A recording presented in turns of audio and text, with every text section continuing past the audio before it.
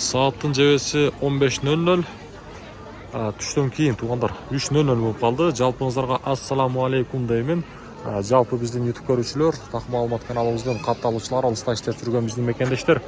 Мына мен сиздерге адаттагыдай дагы Ноокат шаарында валюта курс бааларын тааныштырамын. 26 август 2024 аптанын бүгүн буюрса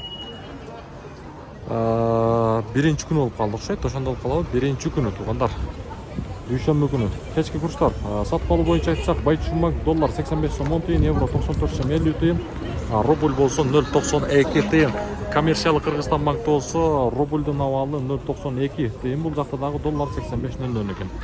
Анан дагы туугандар, мен ар дайым айтып атамын, сиз эгерде Москва шаарында боло турган болсоңуз, заграница маселеси боло турган болсо, сиздерде мына ушул астыдагы номерлерге байланышып биздин атыбыздан барсаңыздар, сиздерге сөзсүз түрдө скидка болот. Казакстанга же болбосо миграционный эмне жаңылайм деш турган болсоңуздар, документация жагынан сиздерге буюрса жардам берет.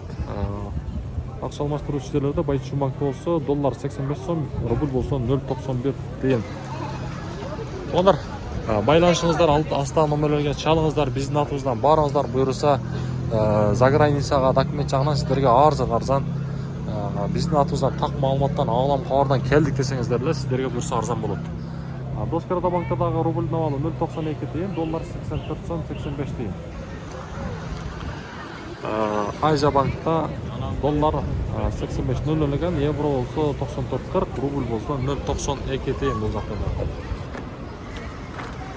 Ондар, мына ушундай бүгүнкү ноокаттагы валюта курс баалары. Каналга катталабыз, лайктан басабыз сөзсүз түрдө.